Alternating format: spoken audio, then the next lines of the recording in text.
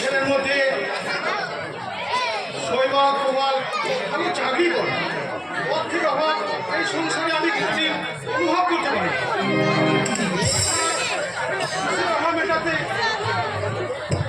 মেটাতে আপনারা এই দাবি বলতে পারেন? অন্যায় নয়, এ যুগে মেয়ের বাপের কাছ থেকে ছেলের বাবার ন্যায্য পাওনা তার দামে এতটুকু কম হলে পরে আমি শৈবালের বিয়ে যাব না। কোনোদিনও তোমার ছেলেদের আর বিয়ে হবে না মা। মানুষ মধ্যবিত্ত পর্যায়ে পড়ে, আর কোনো মধ্যবিত্ত পরিবারে পাওয়ার পক্ষে তোমার মনের অসীম খিদে মেটানো সম্ভব নয়। তাই যদি হয় তাহলে আমি বড় লোকের মেয়ের সঙ্গে ওই শৈবালের বিয়ে দেব। আসলে তোমার দুলাদি তোমার ওই 5,000 টাকার মাইনে ছেলেকে বিয়ে করতে এগিয়ে আসবে, এ কথা তুমি ভাবলে কেমন করে? এই কি ভাবছো?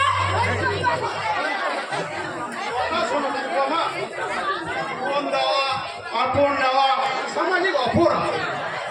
মেয়ের বাবাকে সর্বশান্ত করে নিজের সন্তানের ওর ভবিষ্যৎ বলা যাবে না।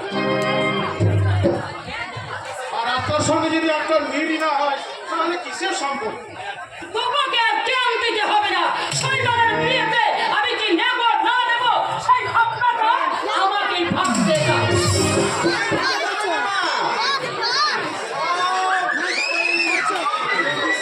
এই শোনো, ওসব তুমি বুঝবে না। কতবার শুনে শুনে বল। ড্রেসিং টেবিল, আলনা, আলমারি, সোফা কাউন্টার, এইসব আবার লিখতে হয় নাকি? আরে বাবা, এইসবগুলো ওই মেয়ের বাবাকে এমনিতেই দিতে হয়। শোন, ওই নতুন কিছু থাকে তো লিখে রাখ। বলছি রে, ওই আজকাল বাজারে সব কি বেরিয়েছে না, দাঁড়া বলছি, দাঁড়া বলছি রে, ফিরে ফিরে ফিরে ফিরি নয় মা, ওটা ফিরি নয়, ওটা হচ্ছে ফ্রিজ। হ্যাঁ হ্যাঁ, ওটাও দিতে হবে লিখে। আর একটা জিনিসের বড্ড আমার শখ আছে, ওই যে একটা কলার টিভি। টিভি, বলা টিভি, সেটা মানে ওই যে বাক্সর মধ্যে লাল নীল ছবি হয়। ওটা হচ্ছে কালার টিভি। ওই হলো আর কি, ওটাও লিখে রাখ, ওটাও দিতে হবে। ওই সাদা কালো ওই ছবি দেখে দেখি বাবা চোখ দুটো একেবারে পচে গেছে। আর শোন, ওই ছবিটা কিন্তু আমার ঘরেই থাকবে। তোমার ছেলে বিয়েতে আর কিছু নেবার নেই না? আছে আছে, আর একটা জিনিসের আমার বড্ড শখ আছে। ওই যে লম্বা বড় বাক্সর মধ্যে যত জিনিস সব ঠান্ডা হয়ে থাকে, কি জানো না, ফিরি ফিরি ফিরি। টিভি নয়, ওটা টিভি নয়, তোর বাবা কি জানো? ওটা হচ্ছে ফ্রিজ। ওই সব সব কথা এরকম করে চিনিক করিস না। ওরে যার নাম চল তারই নাম মানে। আর সব থেকে বড় পিড়িটা আমাকে দিতে হবে কি না? মেয়ের বাবাকে বলিস কে যেন বড় ফ্রিজটা দেয়, কারণ তোর মাকে তো 24 ঘন্টা ঠান্ডা রাখতে হবে তো। ওর সামনে কথা বলে দিচ্ছে, হ্যাঁ। আচ্ছা বাবা, ওসব তো হ্যালো, 50,000 টাকা আর ওই 10 ভরি গয়না নিয়ে তুমি কি করো? জীবনে কখনো ওই যে এক টুকরো সোনা তো আমার গায়ে তলনিকো, তাই আমি ওই 10 ভরি সোনা নিয়ে আমি আমার জন্য একটা সুন্দর করে গজবতীর মালা তৈরি করব। ভগবতী মালা নয় নিরুপমা, যেদিন তোমায় তোলায় তুলিয়ে শ্মশানে নিয়ে যাবে সেদিন তোমায় গজযন্ত্রের মালা পরিয়ে সাজিয়ে দেবো। কি বললে? বক্তা বাবু, বক্তা বাবু, ও কি হয়েছে বল তোরা? আমার করে সারের মতো চিল্লাচ্ছিস কেন?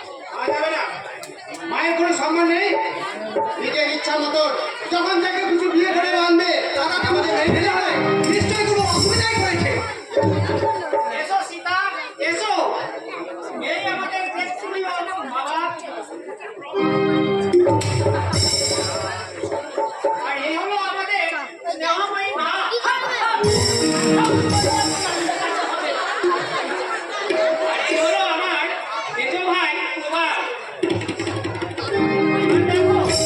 এই হলো আমার ছোট ভাই কমাল। উনি হচ্ছেন আমাদের বাড়ির পবনদা। তোমাদের না জানিয়ে আমি হয়তো অন্যায় করেছি, কিন্তু এছাড়া তো আমার কোনো উপায় ছিল না।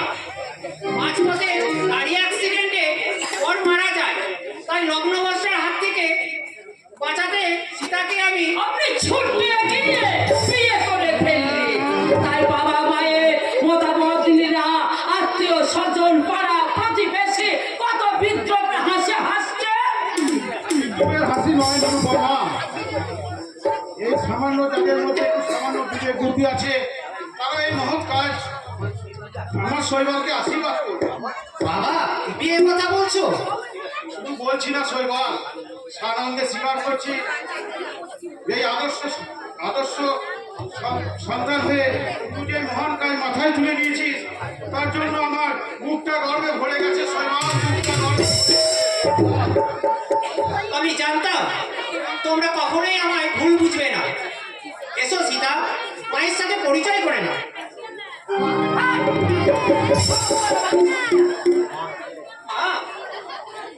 ও আমাকে ছেলেকে বেশ সাহস সরল বুঝে বেশ তো গলায় ছুঁড়ে পড়েছ।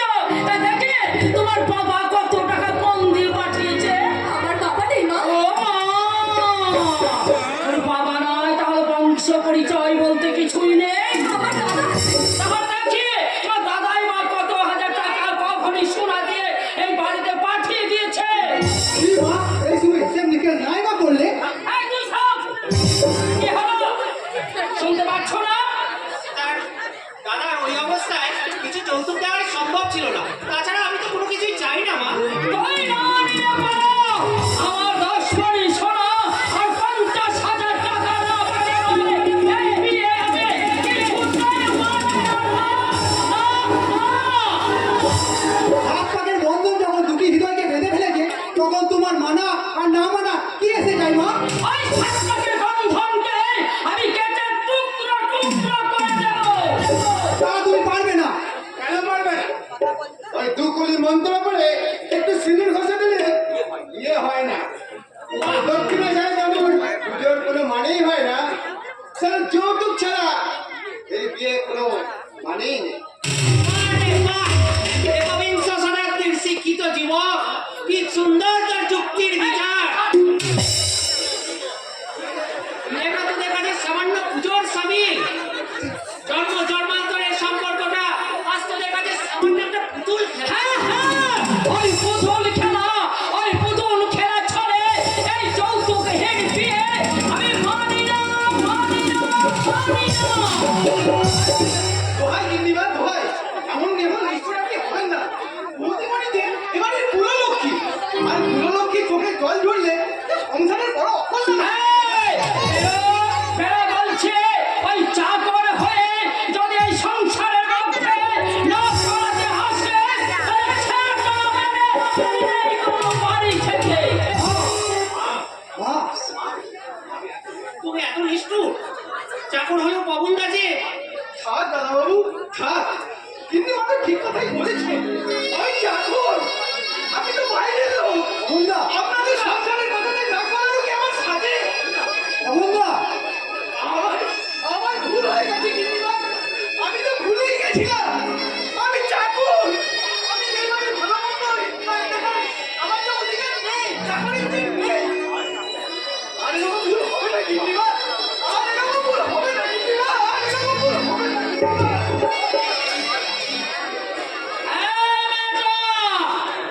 এখনো দাঁড়িয়ে আছো কেন? বেরো, বেরো বলছে। শুনতে পাচ্ছে? যাবে না। এই বাড়ি থেকে বৌদি কোথাও যাবে না। এটা বললেই হলো, মায়ের আদেশ, ওকে এখনই বাড়ি থেকে বেরিয়ে যেতে হবে। কি ওর অপরাধ? অন্যায় তো আমি করেছি, তোরা আমায় শাস্তি দে। একটা অসহায় মেয়ের জীবন রক্ষা করা যদি অন্যায় হয়ে থাকে, তাহলে তোর ওই জুতো খুলে আমার কালে ভার কালে। আমার দাদা, আমি তোমার জীবনে জল এসেছি। আমি তুমি ত্যাগ করে এটা আমার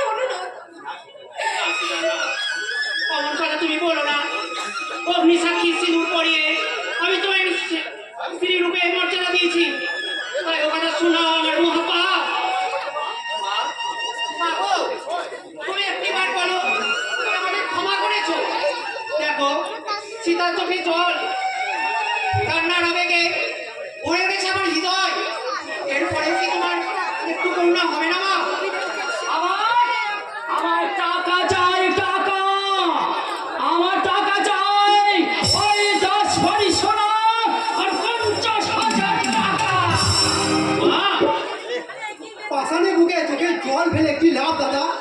যে মায়ের কাছে অর্থের মূল্য বেশি, সেই মায়ের মায়া ত্যাগ করে তুমি নতুন আশ্রয় সন্ধান নিয়ে আশ্রয় করো। তোমার পাশে আর কেউ না থাকুক, আমি আছি দাদা, আমি আছি। না না, না শ্বশুরের পিঠে আবার স্বর্গের দেবালয়, সেই দেবালয় ছেড়ে আমি কোথাও যাবো না মা, কোথাও যাবো না। যে দেবালয় কলমের পাশে কলঙ্কিত, সেই দেবালয় থেকে কি লাভ বৌদি? এসো সীতা, এসো।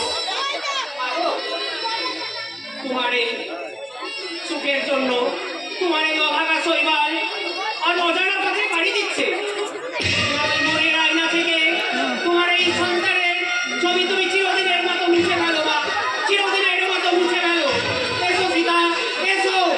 না শৈবাল, তোদের আমি আশ্রয় দেব। তুমি আমাদের আশ্রয় দেবে মা? হ্যাঁ দেব, তবে একটা শর্তের বিনিময়ে। তোমার যে কোনো শর্ত আমি মেনে নিতে রাজি আছি মা। বলো কি তোমার শর্ত? তার আগে তুই আমার পা ছুঁয়ে প্রতিজ্ঞা কর, কোনদিন সেই সম্পদ অস্বীকার করবি না। তোমার পাশে আমি প্রতীক্ষা করছি মা। তোমার এই শর্ত আমি কোনোদিনই অস্বীকার করবো না। বলো তোমার কি শর্ত আছে? আমার শর্ত হলো, যেদিন বৌমায়ের দাদা আমার আকাঙ্ক্ষিত ওই 50,000 টাকা আর 10 ভরি সোনা দেবে, সেই দিন থেকে তোর স্বামী স্ত্রীর আসল সম্পর্ক শুরু হবে। না মা, না। সুন্দর নিষ্ঠুর জানে তোমার এই সুন্দর জীবনটাকে নষ্ট করে দিও না। সারা জগৎ সংসার তোমার ধিক্কার দেবে, কখনো কোনো মা পুরুষ ওর মাকে মা বলে ডাকবে না। ও এই সত্তা মেনে নিতেই হবে, কারণ দাদা বৌদি মায়ের পা ছুঁয়ে প্রতিজ্ঞা করেছে। আমার যাও বৌদি, এবার থেকে তোমরা দুজন আলাদা। যেদিন তোমার দাদা ওই বট বলে সমস্ত টাকা মেটাতে পারবে,